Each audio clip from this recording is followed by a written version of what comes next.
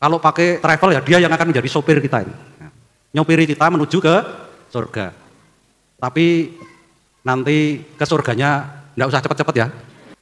Antri gilirannya. Kita nikmati dulu hidup di dunia ini dengan wewenang yang kita miliki, dipercayakan oleh Tuhan, tapi awas, tetap waspada, siap siaga. Itu yang penting di situ itu. Jadi kita ya hidup di dunia ini, tetapi jangan lupa hidup akhir kita itu di surga. Lewat mana? Kalau Anda yang berkecimpung lewat keluarga itulah yang akan mengantar Anda itu menuju surga. Kalau saya ya lewat pilihan hidup saya. Anda lewat pilihan hidup Anda berkeluarga. Karena itulah harta yang paling berharga. Nah, oleh sebab itu, mari kita mohon agar kita setia dalam dua hal. Setia kepada harta yang dipercayakan kepada kita di dunia ini. Dan kita mengelolanya supaya mengantar kita ke surga. Dan kita setia pada sang jalan kebenaran dan hidup. Karena dialah orang yang menunjukkan kita tempatnya dengan tepat, benar, dan tidak akan salah.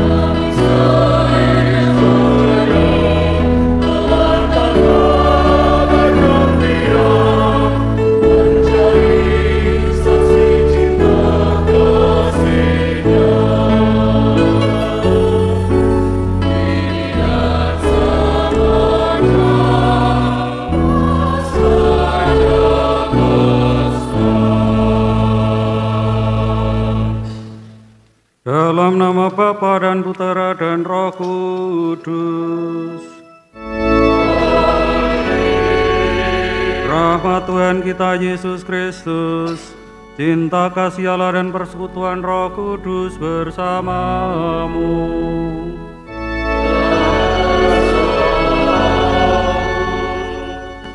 Ibu bapak, saudari-saudara, anak-anakku yang terkasih, selamat pagi berkah dalam. Selamat pagi berkah dalam. Melalui sabda Tuhan, kita akan diajak merenungkan mengenai siap sedia di hadapan Tuhan. Ujung misa untuk pembaruan, penyegaran janji perkawinan pasangan keluarga yang ada di depan ini, serta keluarga-keluarga semua. Semoga melalui keluarga kita semua dapat memuliakan Allah. Mari kita siapkan hati kita, mengucap syukur atas karunia Allah bagi hidup kita.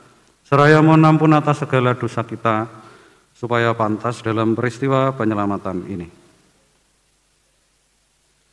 Saudara-saudari yang terkasih dalam Kristus, khususnya Bapak Ibu yang nanti mau menyegarkan janji perkawinan. Anda yang mau ikut bergabung ya boleh, meskipun tidak mendaftar, karena tidak tahu. Nah, di dalam Injil tadi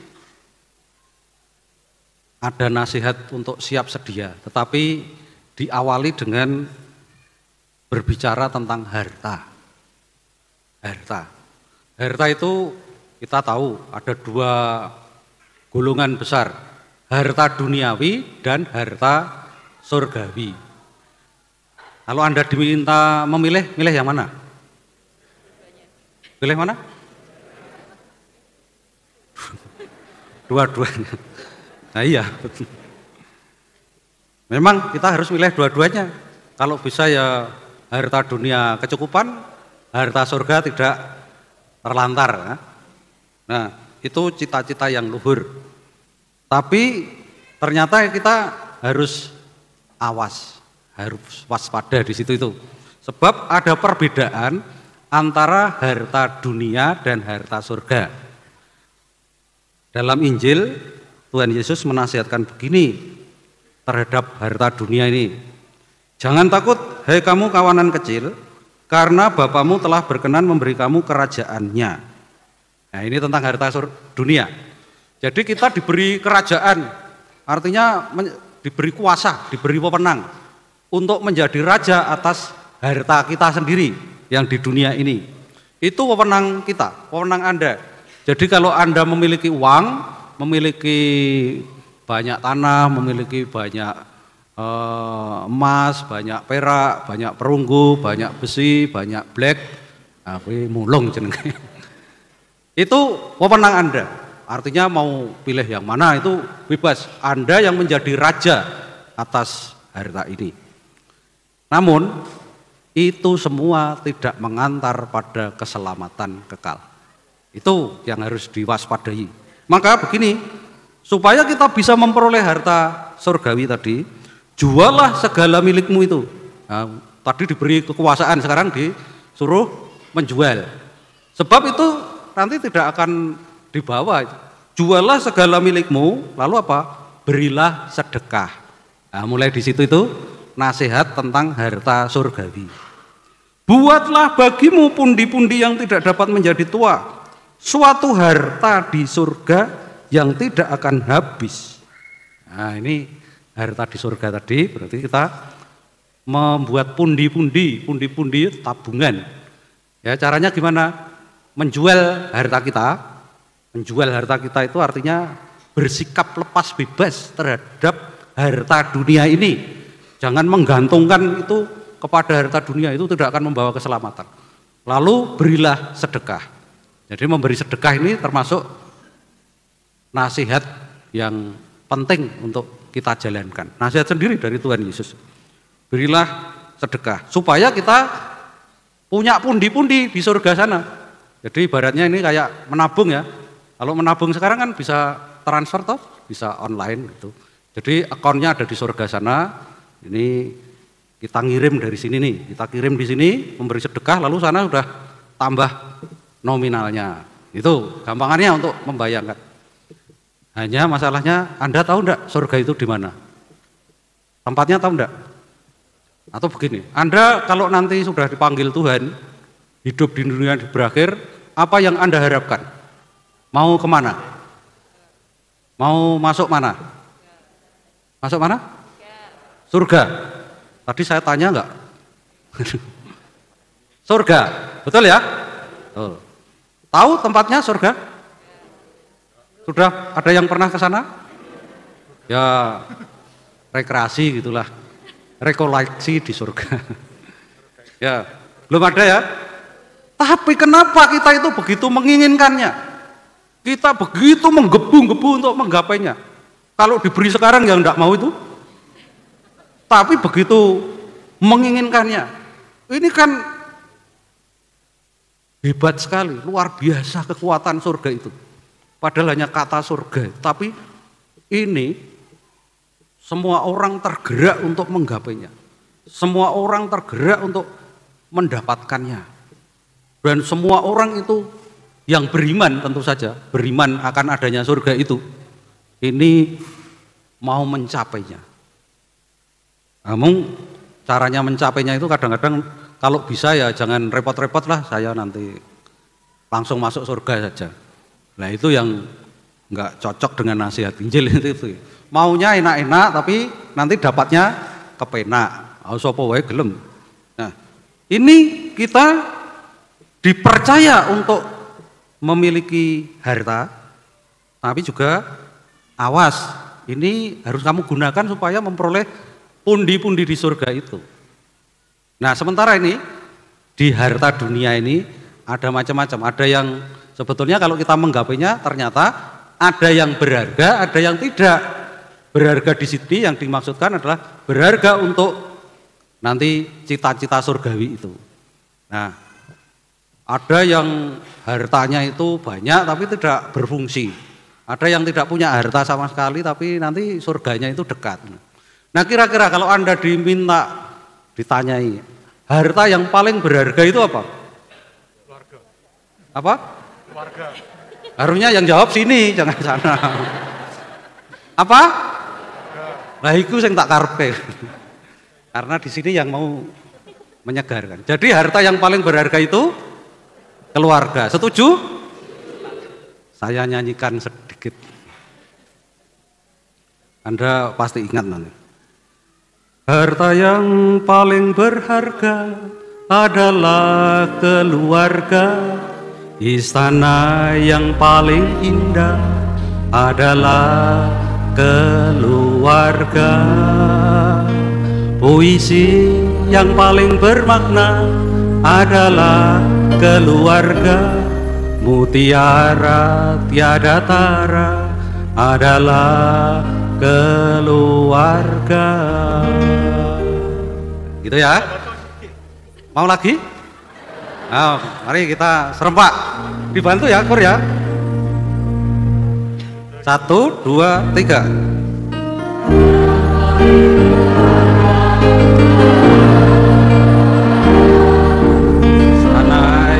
Paling indah adalah keluarga. Puisi yang paling bermakna adalah keluarga. Mutiara tiada tara adalah keluarga. Ya, keluarga kita masing-masing itu adalah harta yang paling berharga. Terus nasihatnya belum selesai ya. Nasihatnya begini. Harta ini harus kita manfaatkan, harus kita kelola, harus kita jaga. Supaya mengantar kita kepada harta surgawi tadi. Ya. Sehingga kalau kita bisa mengelolanya, ini nanti karena harta ini titipan yang punya ini. Kita ini hanya mengelola titipan sang tuan. Ibaratnya tadi dalam perumpamaan tadi kita ini seperti seorang hamba yang dipercaya oleh tuannya menjaga rumah. Nah di rumahnya ini ada banyak harta benda yang dipercayakan kepada kita semua, hamba-hambanya. Ini tinggal pergi nih. Kalau ini tinggal jagong manten. Nah ini tugas kita adalah supaya kita setia di dalam menjaga harta itu. Mengelolanya supaya kalau tuannya pulang kita ini kedapatan setia, tidak seperti hamba yang jahat bilang begini, wah tuanku nggak pulang-pulang, dah aku tak makan, minum, mabuk, semua tak pukul aja, lalu saya kuasai hartanya. Nah kalau tuannya ini tiba-tiba datang, jadi tuannya akan datang pada saat kita tidak setia. Coba apa yang terjadi? Tuannya tadi akan memenggal kepalanya, akan membunuh, akan digolongkan pada nasib orang-orang yang tidak setia. Nah, jadi tugas kita adalah supaya kita setia menjaga harta itu. Dan kalau nanti setia itu, nanti kamu akan diangkat menjadi pengawas atas segala miliknya. Percayakan saja. Jadi kalau kita ini gampangannya pemikiran sederhana ya, dengan saya memiliki harta, kalau saya memberi sedekah, itu dengan memberi sedekah itu tidak akan memiskinkan kita. Saya memberi derma itu tidak akan membuat saya semakin miskin, tapi justru akan mengumpulkan pundi-pundi di surga tadi. Dan harapan kita barangkali dengan memberi sedekah itu malah nanti mengalir rezekinya itu tanpa Anda duga, ya, tanpa Anda duga. Ini yang penting di situ. Kalau kita setia, kita memberikan sedekah, menjaga harta kita untuk pundi-pundi di surga akan mengalir dengan sendirinya tanpa kita duga. Tapi kalau kita terlalu perhitungan itu ya bahasa negatifnya pelit gitu ya. Nah itu ya nanti jadi seret karena kita memperhitungkan ya Tuhan Allah ya tidak kalah cerdik untuk memperhitungkan. Ini memperhitungkan dengan bijaksana atau tidak. Nah, maka ini ya kesimpulan di akhir, barang siapa diberi banyak ya akan dituntut lebih banyak daripadanya. Kalau dipercaya banyak, lebih banyak lagi yang dituntut daripadanya. Nah ini jadi kita ini kalau punya banyak, itu ya memberinya banyak. Kalau punya sedikit, memberinya sedikit. Itu sudah wajar, sudah normal. Tapi tetap bertanggung jawab atas kepercayaan Tuhan pada harta yang dipercayakan pada kita. Nah lebih-lebih tadi Anda sudah menyanyikan harta yang paling berharga tadi. Ini jangan sia-siakan harta yang paling berharga tadi. Jangan-jangan malah digadekan nanti. Ya, digadekan, lalu jadi tidak berharga lagi kalau digadekan harta yang paling berharga. Ini dimimpi, golek angel, bahasan ketemu malah bisio-sio ini kok kejam sekali ya. Tidak banyak, tidak sedikit yang begitu itu. Cara mencarinya itu sudah susah nih. Ketemu orang itu aja sudah bersyukur, bahasan ketemu malah disia-siakan. Nah ini bertentangan. Kita ini sering seperti hamba yang jahat tadi. Jangan sampai Anda dalam keluarga menjadi hamba yang jahat tadi. Kemudian untuk mencapai harta, tadi pundi-pundinya sudah dapat, kita mau menuju ke tempat yang kita tuju itu. Padahal kita belum tahu. Tadi saya cek, Anda tidak ada yang tahu sama sekali. Nah, kita butuh pembimbing, butuh ibaratnya mau ziarah ke tempat yang belum atau rekreasi itu ada tour guide-nya. Ya, tour guide-nya. Kira-kira Anda mau milih siapa tour guide-nya ke surga itu? Saya Romo atau Prodiakon? Romo, Prodiakon tidak memilih. A. Romo, B. Prodiakon, C. tidak memilih. Yang mana? Bingung toh? Harusnya tidak memilih. Karena Romo ya butuh tour guide nih. Prodiakon ya iya. Lalu siapa? Yesus, betul sekali. Jadi Yesus nih. Anda mau cari di Google, di tempat lain, buku-buku, tidak ada orang yang bisa menunjukkan surga selain dia yang pernah datang ke sana. Lah yang pernah datang ke sana atau yang berasal dari sana itu siapa? Yesus. Dia itu turun dari surga ke dunia untuk menyelamatkan kita. Jadi kalau dia pernah di sana atau berasal dari surga, mestinya jalan ke sana juga tahu. Betul enggak? Dialah satu-satunya orang yang mewahyukan dirinya, akulah jalan, kebenaran, dan hidup. Maka dia tahu persis jalannya. Jadi yang harus kita pilih adalah Yesus itu sebagai tour guide-nya ini. Bahkan dia nggak hanya tour guide, nanti itu dia akan menjemput. Kalau pakai ya travel ya, dia yang akan menjadi sopir kita ini. Nyopiri kita menuju ke surga. Tapi nanti ke surganya enggak usah cepat-cepat ya. Antri gilirannya. Kita nikmati dulu hidup di dunia ini dengan wewenang yang kita miliki, dipercayakan oleh Tuhan, tapi awas, tetap waspada, siap siaga. Itu yang penting di situ itu. Jadi kita ya hidup di dunia ini, tetapi jangan lupa hidup akhir kita itu di surga. Lewat mana? Kalau Anda yang berkecimpung lewat keluarga, keluarga itulah yang akan mengantar Anda itu menuju surga. Kalau saya ya lewat pilihan hidup saya, Anda lewat pilihan hidup Anda berkeluarga. Karena itulah harta yang paling berharga. Nah, oleh sebab itu mari kita mohon agar kita setia dalam dua hal. Setia kepada harta yang dipercayakan kepada kita di dunia ini.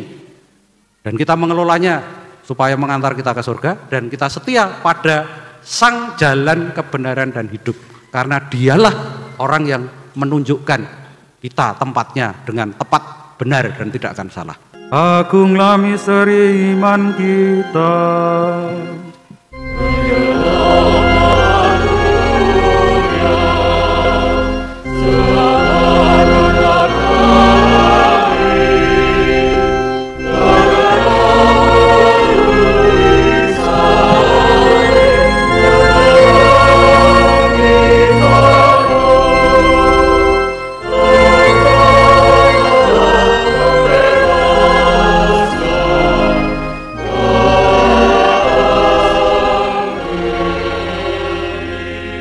Barang siapa diberi banyak, banyak pula dituntut daripadanya.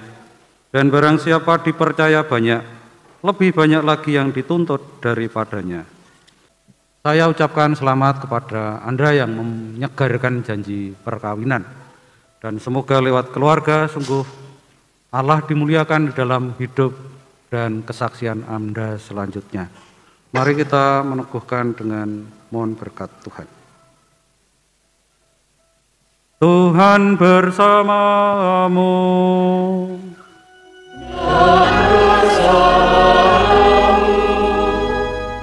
Semoga Allah yang Maha Kuasa memberkati saudara sekalian, Bapa dan Putra dan Roh Kudus. Saudara-saudari, pergilah misa sudah selesai.